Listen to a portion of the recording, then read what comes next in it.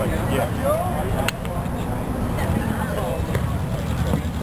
flip that one over across. Not switch. I think it's operator ready. These work just fine. I actually do know how to cook St. Louis style pork steak, but I live in Florida now, so I didn't feel like it.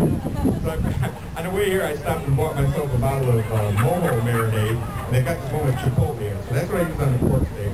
So I made some black beans to go along with it, like we would in Florida. And I didn't really want to deal with yuccas, but I grilled a sweet potato.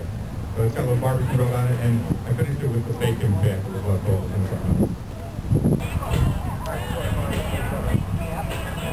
How'd you know? That was a shot. Sorry, they're sliding around a little bit on the floor. My waiter skills are weak.